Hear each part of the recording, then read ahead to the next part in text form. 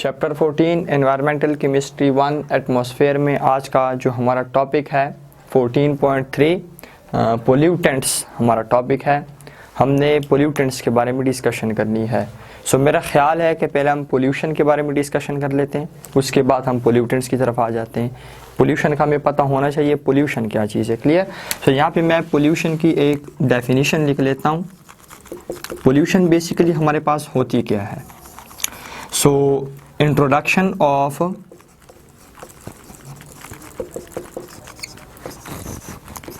contaminants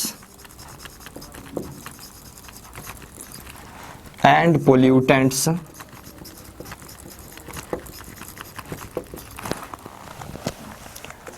into natural environment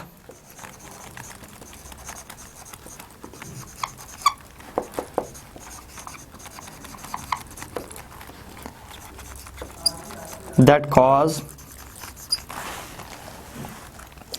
undesirable and adverse change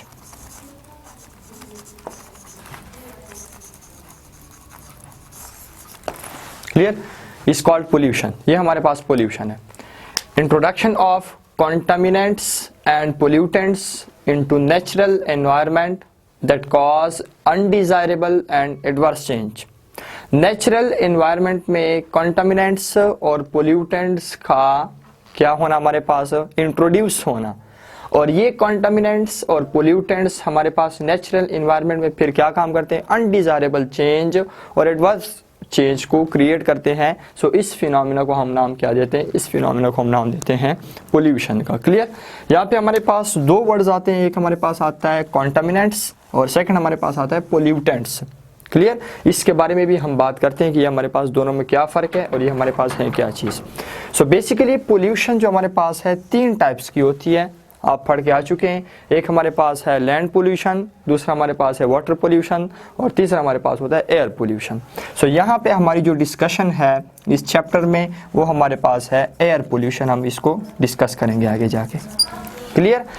अब हमने बात करनी है, थोड़ी सी हम बात कर लेते हैं कंटामिनेंट्स और पोल्यूटेंट्स के बारे में। मैं आपको एक एग्जांपल से समझा देता हूँ। तीसरा हमारे पास एक टर्म और भी होता है जिसको हम नाम देते हैं पोर्टेबल का।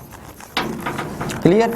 अब पोर्टेबल, कंटामिनेंट और पोल्यूटेंट तीनों के बीच में क्या फ़र्क है। सपोज करें मैं कहता हूँ पोर्टेबल वाटर, मैं कहता हूँ कंटामिनेटेड वाटर और मैं कहता हूँ पोल्यूटेड वाटर। इन तीनों टर्म्स के बीच में आप कैसे डिफरेंशिएट करेंगे। First of all polluted water, example से मैं समझाने की कोशिश कर रहा हूँ। पोल्यूटेड वाटर ऐसा वाटर है जो किसी भी इस्तेमाल के काबिल ना हो, ना आप उसको पी सकते हैं, ना आप उसको नहा सकते हैं उसके साथ, ना आप उससे कपड़े धो सकते हैं, किसी भी इस्तेमाल के काबिल ना हो, जैसे गंदे नाले का पानी, वो हमारे पास पोल्यूटेड वाटर होता है। क्लियर। तीसरा हमारे पास दूसरा कंटामिनेटेड। कंटामिनेटेड वाटर हमारे पास क्या चीज़ है, कंटामिनेटेड वाटर ऐसा वाटर जो पीने के काबिल नहीं होता, बाकी हम उसको डिफरेंट पर्पस के लिए यूज़ कर सकते हैं। जैसे सपोज करें हम इसके साथ कपड़े भी धो सकते हैं, हम इसके साथ नहा भी सकते हैं, बाकी पर्पसेस के लिए भी यूज़ कर सकते हैं, लेकिन पीने के लिए इस पानी को हम इस्तेमाल नहीं कर सकते। इस किस्म के क्या चीज़ कहते हैं हम वाटर को, कंटामिनेटेड वाटर कहते हैं। और कंटामिनेंट्स जो होते हैं ये किसी भी चीज़ को इम्प्योर बना लेते हैं। क्लियर। उसकी प्योरिटी को ख़त्म कर देते हैं, इम्प्योर बना लेते हैं। और तीसरा हमारे पास पोर्टेबल वाटर। पोर्टेबल वाटर ऐसा वाटर होता है जो हमारे पास पीने के काबिल होता है, जैसे हमारे पास एक्वेफिना का वाटर होता है। क्लियर। और इसके बाद हमारे पास नेस्ले का पानी है, ये हमारे पास पोर्टेबल वाटर होता है, पीने के जो काबिल होता है उसको हम पोर्टेबल का नाम देते हैं। क्लियर हो गई बात हमारे पास। ये तीन टर्म्स है हमारे पास। कंटामिनेंट्स जो किसी भी चीज़ को हमारे पास इम्प्योर बना लेते हैं, पोल्यूटेंट्स हमारे पास बिल्कुल जो पोल्यूशन क्रिएट करते होते हैं। क्लियर।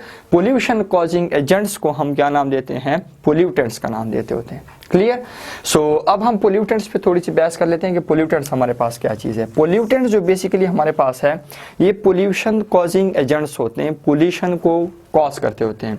अब ये होता क्या है, ये कोई भी वेस्ट मटेरियल हो सकता है, कोई भी वेस्ट मटेरियल जो कि हमारे पास क्या काम करता है, या तो ये हमारे पास एयर को पोल्यूट करे, या फिर हमारे पास ये वाटर को पोल्यूट करे, या फिर तीसरे नंबर पे हमारे पास ये क्या काम करे, ये हमारे पास लैंड को पोल्यूट करे।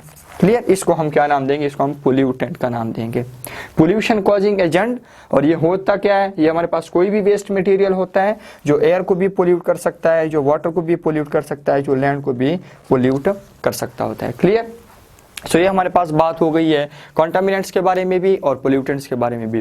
तीन हमारे पास ऐसे कंडीशंस हैं जो पोल्यूटेंट की सिक्योरिटी को डिटरमाइन करते हैं।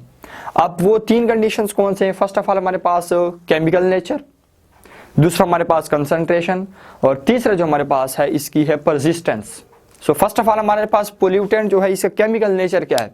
केमिकली ये एसिड है, सपोज करें केमिकली ये एसिड है, ये बेस है, ये सॉल्ट है, ये अल्कोहल है, व्हाटएवर क्या है, ये केमिकल नेचर इसका क्या है। सेकंड हमारे पास कंसंट्रेशन, ये कितनी क्वांटिटी में मौजूद है।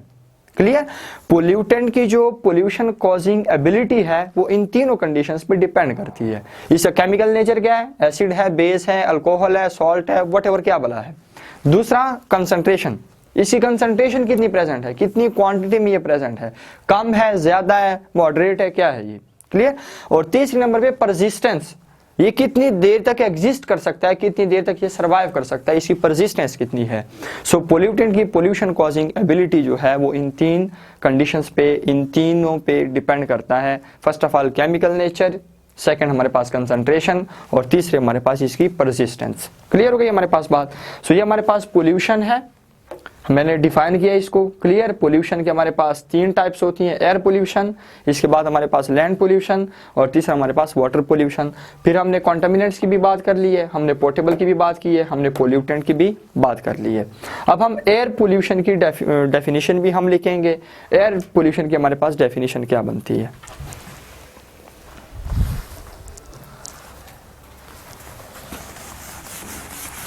मैं ऑलरेडी आपको बता चुका हूं, इस चैप्टर में हमने एयर पोल्यूशन जो है इसको टारगेट करना है।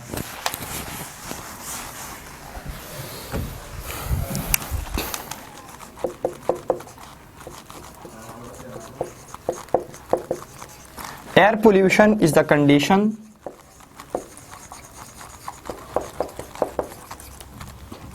in which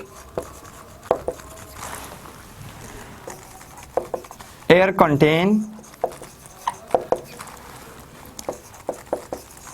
high concentration of chemicals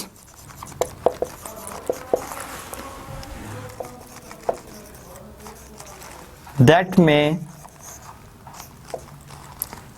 harm living organisms or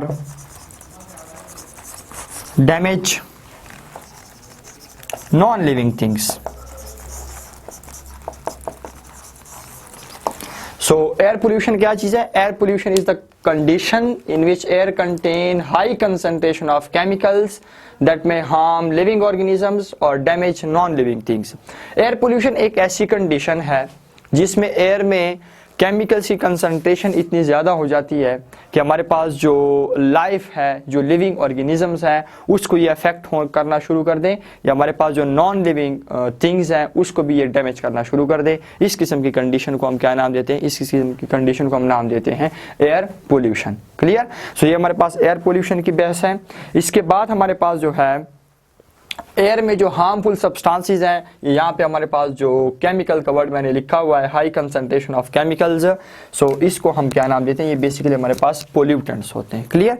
देखें, अगर आपने देखा होगा हर चीज़ जो है वो एक नॉर्मल लेवल तक सही रहता है। क्लियर? नॉर्मल से अगर वो ज़्यादा हो जाए तो हमारे पास उसका बहुत ज़्यादा नुकसान होता है। इवन के फ़ायदेमंद चीज़ें जो होती हैं वो भी अगर नॉर्मल क्वांटिटी से हमारे पास ज़्यादा हो जाएं, वो भी हमारे लिए फिर क्या बन जाती हैं? वो हमारे पास नुकसानदेह हो जाती हैं। और एयर पोल्यूशन जो है या एयर पोल्यूटेंट्स जो हमारे पास हैं, इसके बहुत बुरे किस्म के असरात होते हैं। कैसे बुरे किस्म के असरात होते हैं? जैसे हमारे पास मौसम चेंज होना, आपने देखा होगा आजकल सर्दियों का मौसम हमारे पास बहुत कम हो गया है। और ये क्यों कम हो गया है? ये हमारे पास पोल्यूशन की वजह से कम हो गया है। और पोल्यूशन पोल्यूटेंट्स की वजह से होती है, और पोल्यूटेंट्स कहाँ से आते हैं? वो हम इंसानों की वजह से आ रही है। क्लियर। बढ़ती हुई आबादी है, बढ़ती हुई आबादी को ज़रूरियात को पूरा करने के लिए हम कारखाने और फैक्ट्रियां लगा रहे हैं। कारखाने और फैक्ट्रियों से हमारे पास सारा वेस्ट मटेरियल जाता है एटमॉस्फेयर में, सारा जो है पोल्यूशन क्रिएट हो रहा है, एयर पोल्यूशन।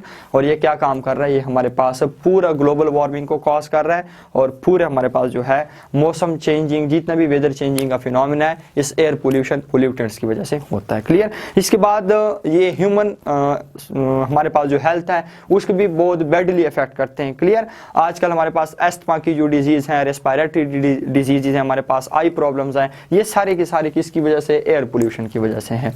इसके बाद हमारे पास जो है प्लांट्स को भी बहुत ज़्यादा ये डैमेज करते होते हैं। एसिड रेन वगैरह हमारे पास इस फॉर्म में जो प्लांट्स वगैरह होते हैं बहुत ज़्यादा नुकसान पहुंचा होता है। बिल्डिंग्स को भी ये बहुत ज़्यादा डैमेज करते होते हैं, बिल्डिंग्स की कोरोजन करते होते हैं। ठीक है। इसके बाद हमारे पास जो गेट शेड होते हैं जो कि मेटल के बने होते हैं उसकी भी बहुत ज़्यादा कोरोजन होती है एसिड रेन की वजह से। एसिड रेन हमारा नेक्स्ट टॉपिक आ रहा है, उसमें हमने इंशाल्लाह डिटेल से डिस्कस करना है।